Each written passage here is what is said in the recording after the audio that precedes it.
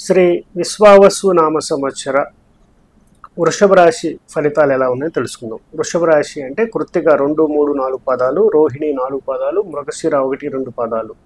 ఈ 9 పాదాల్లో జన్మించిన ఈ 3 నక్షత్ర జాతకులే మనకి వృషభ రాశి కిందకు వస్తారు. వృషభ రాశి అధిపతి శుక్రుడు.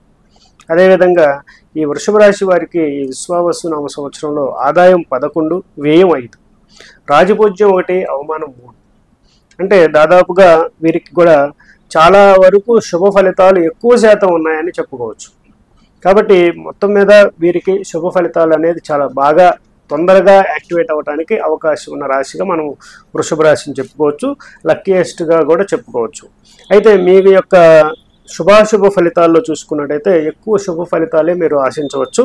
అలాగే చేపట్టిన అన్ని పనులు సత్వరంగా నెరవేరటం, అలాగే మీరు చేసే వృత్తి ఉద్యోగ వ్యాపారాదులు ఏవైనా కూడా చాలా సక్సెస్ రేట్ను మీరు పొందే అవకాశం ఉంటుంది. ఇంట్లో శుభకార్యాలు చక్కగా చేసే అవకాశం ఉంది.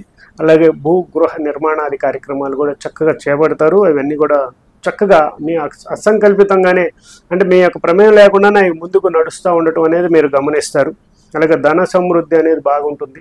శత్రుపీడ కూడా తొలగిపోతుంది. కోర్టు సమస్యలు కూడా కొన్ని చిన్న చిత్తగా ఏమైనా ఉన్నా కూడా అవి కూడా పెండింగ్ అండ్ అవి కూడా క్లోజ్ అయ్యే అవకాశాలు ఉంటాయి అన్నమాట. అలాగే మీరు ఈ సంవత్సరం ఎక్కువ పుణ్య తీర్థ స్నానాలు చేయటం వల్ల చాలా చాలా శుభ ఫలితాలు పొందుతారు. ఎందుకంటే ఈ సంవత్సరం మీకు చాలా బాగుంది అనుకున్నప్పుడు దాన్ని నిలుపుకునే సామర్థ్యం కూడా మీకు ఉండాలి కదా. కాబట్టి తప్పకుండా పుణ్య తీర్థ స్నానాలు, అక్కడ కొన్ని దాన ధర్మాలు చేయటం వల్ల మీరు శుభ ఫలితాలు పొందే అవకాశం ఉంటుంది. అలాగే ఈ సంవత్సరం అంతా కూడా సంతానానికి సంబంధించిన యోగాలు అన్నీ కూడా బాగున్నాయి.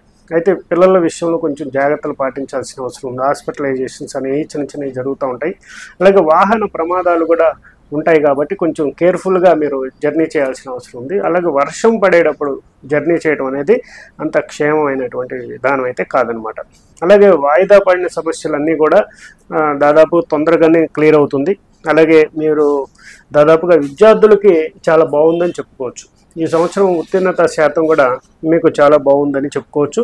అలాగే ఉద్యోగస్తులు కూడా స్థానచలనము, పదవి ఉన్నతి ఇవన్నీ కూడా మీకు చాలా అనుకూలంగా ఉందని చెప్పచ్చు.